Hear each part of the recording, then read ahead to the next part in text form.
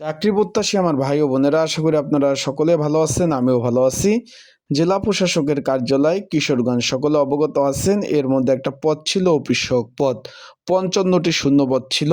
আপনারা সকলে আবেদন করছেন। এখন এটার কিন্তু এডমিট কার্ড চলে এসেছে। এখন বিষয়বস্তুটা হলো, পরীক্ষার সময়সূচি প্রকাশ করে দিয়েছে। আগামী 20 ফেব্রুয়ারি 2026 তারিখ রোজ শুক্রবার সকাল বেলা 11টা থেকে 12টা পর্যন্ত পরীক্ষা অনুষ্ঠিত হবে। অলরেডি সকলে জানতে পেরেছেন। এখন বিষয়টা হলো, পরীক্ষা এমসিকিউ হবে না লিখিত হবে, এই বিষয়ে অনেকে জানতে চেয়েছেন। পরীক্ষার দিক নির্দেশনা অনেকে জানতে চেয়েছেন। তারা পরীক্ষার হলে কী কী ডকুমেন্ট নিয়ে যাবেন সেই বিষয়ে জানতে চেয়েছেন, এবং কী কী সাবজেক্ট ভিত্তিক পরীক্ষা অনুষ্ঠিত হবে সেই বিষয়ে অনেকে জানতে চেয়েছেন। তাই আজকের এই ভিডিওর মাধ্যমে আমি সেই বিষয়ে আপনাদের তুলে ধরার চেষ্টা করব। তাহলে ভিডিওটা শুরু থেকে শেষ পর্যন্ত দেখার চেষ্টা করবেন। ইনশাআল্লাহ গুরুত্বপূর্ণ তথ্যবলী, বিষয়বলী আপনারা জানতে পারবেন। আর এটা কিন্তু রাজস্ব খাতভুক্ত নিয়োগ এবং সম্পূর্ণ সরকারি চাকরি। তার আগে বলে দেই, আপনারা যারা আমার ইউটিউব চ্যানেলে নতুন তারা অবশ্যই আমার ইউটিউব চ্যানেলটা সাবস্ক্রাইব করে রাখবেন। এখন বিষয়টা হলো ভাই, এখানে পরীক্ষাটা হবে লিখিত আকারে। অনেকে জিজ্ঞেস করছেন যে ভাই পরীক্ষা এমসিকিউ হবে কি না।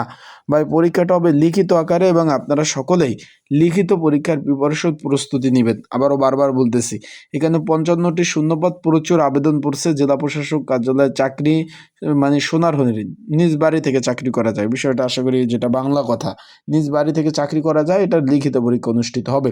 এখন যেহেতু পর্যাপ্ত পরিমাণ হাতে সময় রয়েছে, আগামী 20 ফেব্রুয়ারি 2026 তারিখ পরীক্ষা অনুষ্ঠিত হবে।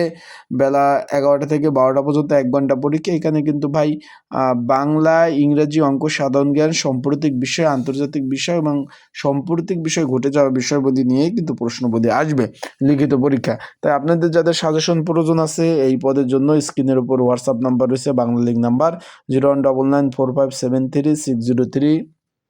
ডিসক্রিপশন বক্সে নাম্বার রয়েছে, পিন কমেন্টে নাম্বার রয়েছে। এই নাম্বারে মেসেজ করতে পারেন, যোগাযোগ করতে পারেন। যোগাযোগ করে আপনারা কিন্তু সাজেশনগুলো নিয়ে পড়তে পারবেন। যাদের প্রয়োজন আছে তারা অবশ্যই মেসেজ করবেন, যোগাযোগ করবেন। এখন বিষয়টা হলো ভাই, এই সাজেশনটা 2026-এর আপডেট সাজেশন বিষয়বলী তুলে ধরা হয়েছে। সাজেশনের মধ্যে এখন পরীক্ষার হলে কী কী ডকুমেন্ট, কাগজপত্র নিয়ে যাবেন, এটা আপনাদের অনেকের প্রশ্ন যে ভাই পরীক্ষা দিতে যাব, পরীক্ষার হলে কী কী ডকুমেন্ট, কাগজপত্র নিয়ে তারপর পরীক্ষার হলে যাব। তাদের জন্য একটু বলতে চাই যে যারা পরীক্ষার্থী রয়েছেন তাদের জন্য বলতে চাই, পরীক্ষার হলে শুধু এডমিট কার্ডটা নিয়ে যাবেন। সেটা সাদা কালো হলে চলবে না, রঙিন কালারের। আর কলম নিয়ে যাবেন, আর ভোটার আইডি কার্ড, যেটা জাতীয় পরিচয়পত্র।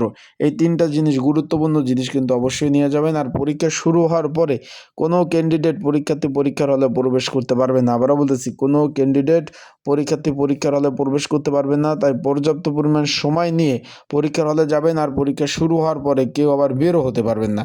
বিষয়টা আশা করি বুঝতে পারছেন। এখন কি বিষয় প্রিপারেশন নেবেন? প্রিপারেশন নেবেন ভাই বাংলা, ইংরেজি, অঙ্ক, সাধারণ জ্ঞান এবং সাম্প্রতিক বিষয়ের উপরে পড়াশোনা করে যাবেন।